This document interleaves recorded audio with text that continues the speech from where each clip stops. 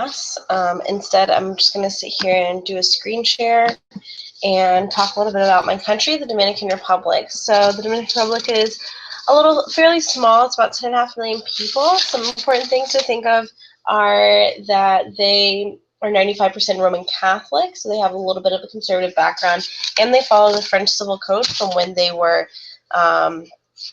under French rule. And so for my current event, I decided to talk about, everyone's talking about refugees, everyone's talking about the Dominican Haiti crisis, but it's not just refugees who run from governments.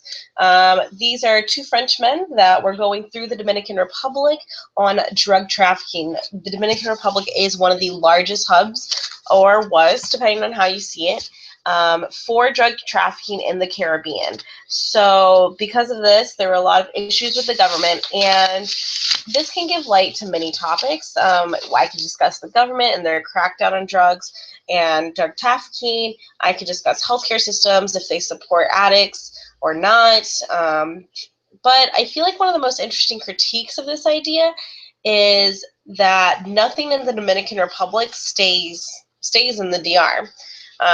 Kind of the opposite of what people think of Las Vegas. So drug trafficking rates are not only high there, but they're high in South Florida. So this is important because it gives way to global health and global trade. The idea that they are passing various things. So the most commonly used illicit drugs associated with what we're going to talk about my next slide with HIV infection are heroin and stimulants such as cocaine and amphetamines. And so this is important because we see a lot of country-to-country contact with an illegal trade route. And so let's not go into the next one.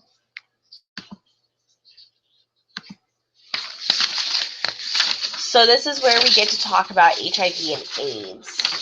The Dominican Republic has a 0.7% prevalence, and so it's among the lowest Ys in the Caribbean region. However, it has the second most cases in the Caribbean region in total.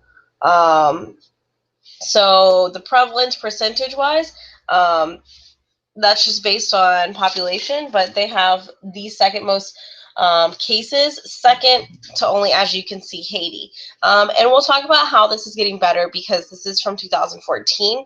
And then going back to this drug trafficking and travel, we see how it goes straight to South Florida. South Florida has the highest number in the nation, as we know, but it has the highest number in Florida. So talking about ways to take disease and carry it on to other places. We look at, so this would have been two pop-ups. So we look at climate change. NASA has released data. This is what it would look at in 2100. So we can see like how red it is. There's not much blue left. And this is climate change and malaria. It will, as we've talked about, allow malaria to spread. This map shows the malaria parasite. Areas shown in yellow indicate the current distribution of malaria. Areas shown in red indicate areas where climate will be suitable for malaria by 2050. I mean, we've already discussed where malaria is okay now, but the idea that South Florida is already getting dengue, malaria, things like that. And just imagine, I mean, you see mid-states in the U.S. getting malaria in this picture, which is an important thing when you think about global health. And so this is a video, and I can't really show all of it because it's about 10 minutes long, but I can, however, I'm just going to go look for it.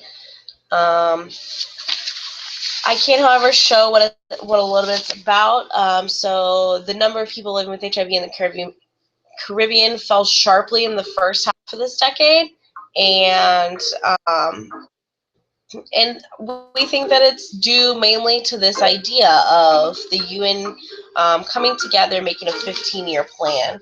Haiti accounted for roughly half of all new HIV infections in 2014, with, as we saw earlier, Republic contributing the second largest number of new infections. Because it is a condition for every member of the human family to live a life of dignity and security.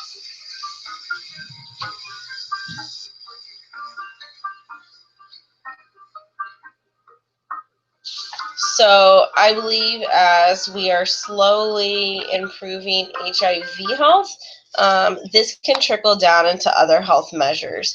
HIV and AIDS is important, and it's something that affects every country, but I think that changing the outlook on what countries believe when it comes to not just HIV, but just everything in general.